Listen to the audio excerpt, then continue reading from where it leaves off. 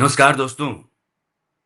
एक आदमी उत्तर प्रदेश के फैजाबाद में गिरफ्तार होता है साल 1968 और फिर उसकी रिहाई होती है 2006 में। अदालत में जज साहब कहते हैं कि now you are a free man. अब आप एक स्वतंत्र व्यक्ति हैं, आप जा सकते हैं। इन 38 वर्षों के बीच में यानी कि 1968 से लेकर के 2006 के बीच में वह आदमी जेल में रहता है।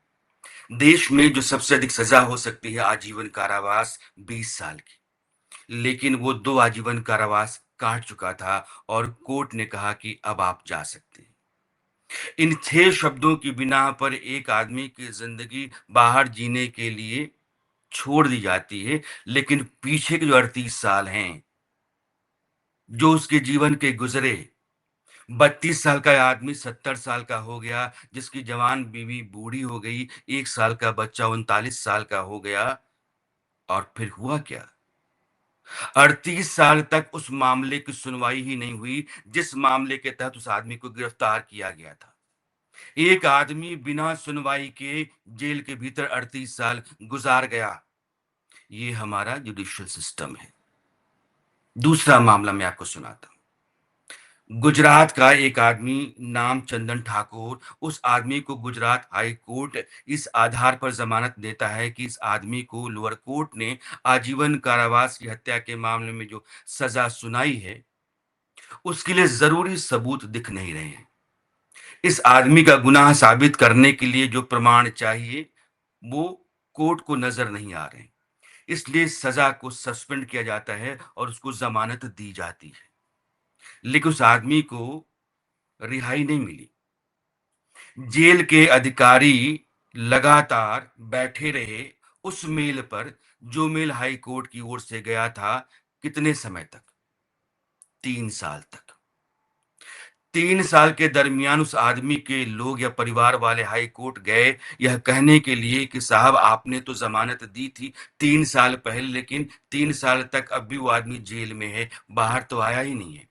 कोर्ट ने जब पूछ-परख की तो पता चलता है कि उस मेल को देखा ही नहीं जेल अधिकारियों ने, जो मेल हाई कोर्ट की तरफ से भेजा गया था।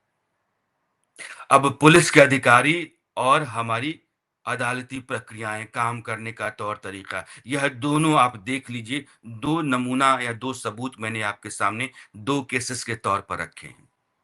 अब एक तीसरा मामला है इसी साल अप्रैल 2025 का, और जस्टिस गवई जो अभी outgoing chief justice of India हैं, अभी-अभी रिटायर हुए हैं, और जस्टिस सूर्यकांत आ रहे हैं, उनकी बेंच थी। जस्टिस गवई और जस्टिस मसीह की। एक आदमी 2019 में गिरफ्तार हुआ, उसके घरवाले या वकील सुप्रीम कोर्ट पहुंचे कि 19 से लेकर के अप्रैल 2025 आ गया, 5 साल से एक आदमी जेल में है और हियरिंग आज तक हुई ही नहीं। कोर्ट को हैरत हुई कि किसी आदमी को बिना हियरिंग के आपने जेल में कैसे रखा है। अदालत ने कहा किसी भी व्यक्ति को आप बिना सुनवाई और बिना फैसले के जेल में नहीं रख सकते हैं। सुप्रीम कोर्ट पहले भी कह चुका है कि किसी आदमी को जेल में रखना और उसकी जमानत जमानत सामान्य है, अधिकार है, जेल अपवाद है।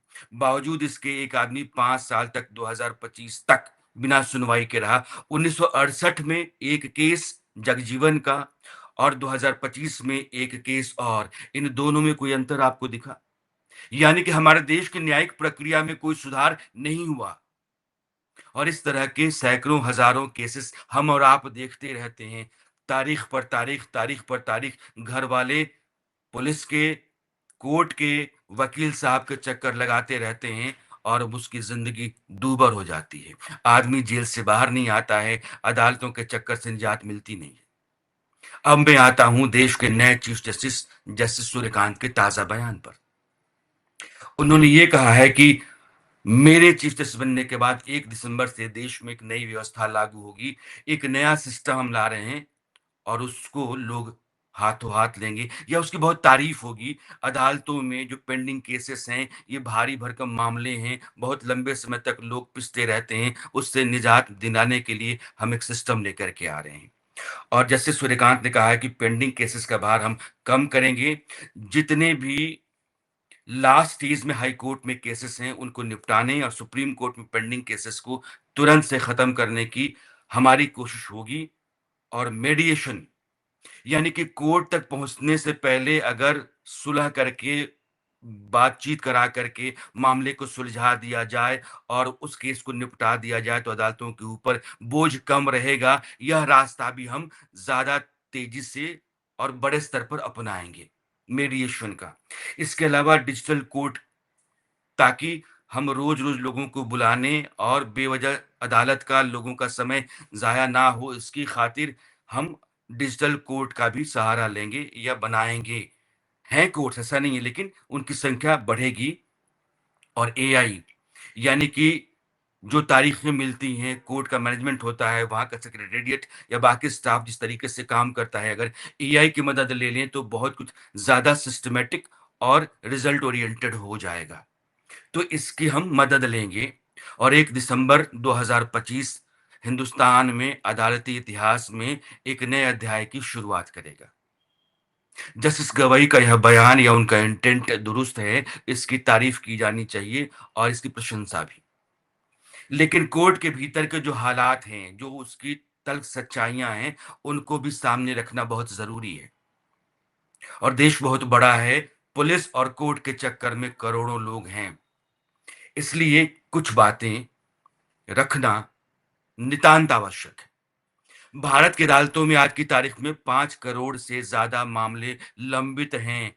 4 करोड़ 60 लाख है, 4 करोड़ 60 लाख के आसपास। लोअर कोर्ट्स में, हाई कोर्ट में 63 लाख और सुप्रीम कोर्ट में 86,000 के आसपास मामले लंबित हैं। अब इनके मुकाबले में निपटारे के लिए जो लोग चाहिए, स्टाफ चाहिए, जजेस चाहिए, उनकी क्या हालत है, यह देखिएगा। अब जो आंकड़ा है, वो ये कहता है कि भारत में 10 लाख लोगों के ऊपर जो जजेस की संख्या होनी चाहिए, वो होनी तो चाहिए 50 से कम नहीं। लेकिन आज की तारीख में कितनी है? 15। लॉ कमीशन ने अपनी सिफारिश में कहा था, वो 1987 में, 1987 में लॉ कमीशन की रिपोर्ट कहती है कि भारत में 10 लाख लोगों के ऊपर कम से कम 50 जज तो होने ही चाहिए, लेकिन आज जो मौजूदा जजों की संख्या है, इस अनुपात के लिहाज से वो है 15। अमेरिका, जो हमारा लगभग 1/4 आबादी वाला देश है, 140 करोड़ का हिंदुस्तान और 36 करोड़ का अमेरिका, वहाँ जजेस की संख्या हर 10 लाख की जनसंख्या पर कितनी है? 150। 15 हिंदुस्तान में और 150 अमेरिका में। 35-36 करोड़ की आबादी अमेरिका की, 140-45 करोड़ की आबादी हिंदुस्तान की। हमारी जुडिशरी कितनी चुस्त हो सकती है और वहां से इंसाफ कितनी जल्दी मिल सकता है, इस बात की उम्मीद हम इस आंकड़े से लगा सकते हैं। और जैसे सूर्यकांत को यह बात तो ध्यान में होगी ही होगी। तो इसका रास्ता क्या है?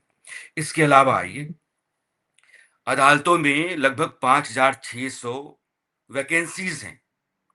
हाई कोर्ट में जो वैकेंसीज हैं, 1/3 हैं। यानी कि हाई कोर्ट की जो टोटल स्ट्रेंथ होनी चाहिए, उस स्ट्रेंथ का 1/3 तो खाली है, भरा ही नहीं गया है। तो जब 1/3 लोग आपके पास नहीं हैं, वैसे ही लोगों की संख्या ज़्यादा होनी चाहिए, जो अभी सीट्स हैं, उनके मुकाबले। तो मौजूदा संख्या के लिहाज से 1/3 कम स्टाफ लेकर के आप क्या कर सकते हैं, यह भी सवाल है।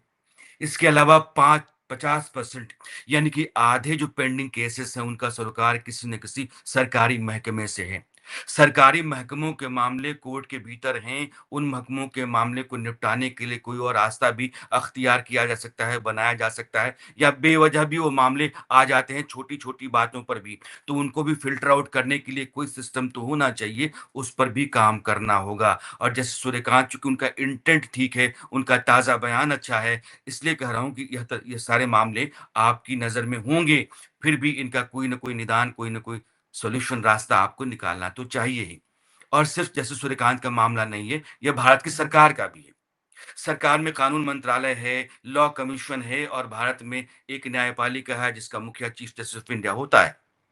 और इन सबके ऊपर ये ज़िम्मेदारी होती है कि भारत में हर नागरिक को समय पर इंसाफ मिले। और इंसाफ की खातिर जो न्यायिक व्यवस्था है, वो चुस्त-दुरुस्त होनी चाहिए, उसके पास साधन-संसाधन होने चाहिए, लोग भी संसाधन का हिस्सा ही होते हैं। तो इस लिहाज से मैंने कहा कि बहुत सारे मामले अभी हैं जिन पर ज़िरह करना या बहस करना, चर्चा करना ज़रूरी है।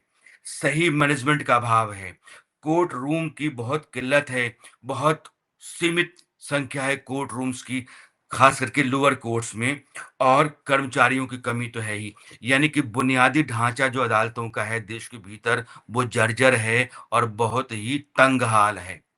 तो इस तंगहाली से, खस्ताहाली से बाहर निकलने के लिए बुनियादी ढांचे पर बहुत मजबूती से और सही नियत के साथ काम करने की ज़रूरत है। पुलिस महकमे में आप जाएँगे तो समय के साथ-साथ पुलिस विभाग में बहुत सारी तब्दीलियाँ आई हैं।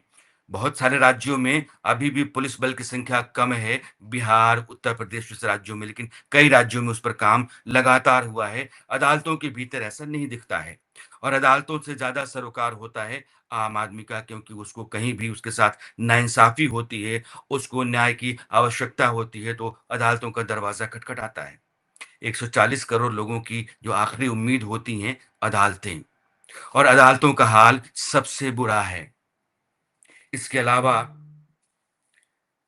ऑल इंडिया जुडिशियल सर्विस की स्थापना, ये जो विधि आयोग की रिपोर्ट है 1987 की, लॉ कमीशन 1987, उसकी रिपोर्ट के कुछ पॉइंट्स हैं जो मैं आपको पढ़ के सुना रहा हूँ। वो कह रहा है कि ऑल इंडिया जुडिशियल सर्विस स्थापना क्यों नहीं होनी चाहिए, जब यूपीएससी लगातार सेंट्रल गवर्नमेंट की पोस्ट के लिए जो सिविल सर्वेंट्स होते हैं उनकी खातिर हर साल इम्तिहान लेती है, दुरुस्त व्यवस्था है और वो हर साल अपॉइंटमेंट करती है, कहीं कोई चूक नहीं है, कोई लापरवाही नहीं है, कोई लीक आउट नहीं है, कहीं कोई जाके सवाल नहीं है। उसके काम करने के तौर तरीके पर, उसकी ईमानदारी पर, उसकी एफिशिएंसी पर, तो उस तरह का सिस्टम जुडिशरी के लिए डेवलप क्यों नहीं हो सकता है? पूरे जुडिशियल सिस्टम में जितनी भी जगहें खाली होती हैं, उनके लिए वैकेंसी, अपॉइंटमेंट, एग्ज़ामिनेशन का एक बहुत ही चुस्त-दुरुस्त इंतज़ाम क्यों नहीं किया जा सकता है? हो सकता है। तो जस्टिस सूर्यकांत के लिए यह भी अपने आप में एक सवाल है, और मैं फिर कहता हूँ सिर्फ़ जस्टिस सूर्यकांत का मामला नहीं है, ये भारत की सरकार का भी है। और इसके इतर जो कुछ सिफ़ारिशें रही हैं, जिनका ज़िक्र मैंने आपके सामने किया है, वो ये है कि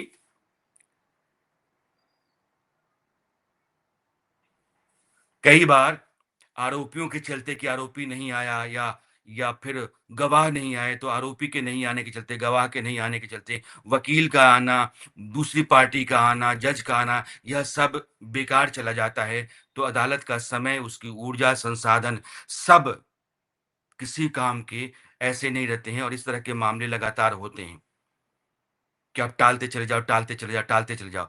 time bound hearing, time bound verdict, time bound appearance, इन सब को सुनिश्चित करना और सख्ती ले आना भी उतना ही ज़रूरी है।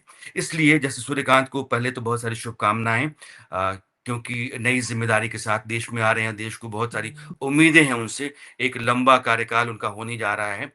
उन्होंने जो कुछ भी कहा है, ज़ाहिर है वो नेक नियति से कहा है और तारीफ़ के लायक है, लेकिन यह सबसे जर्जर व्यवस्था है देश के भीतर, दुनिया के सबसे लोकतंत्र का, जो सबसे महत्वपूर्ण पाया है लोकतंत्र का, न्यायपालिका। इस पर ध्यान देना बहुत ज़रूरी है।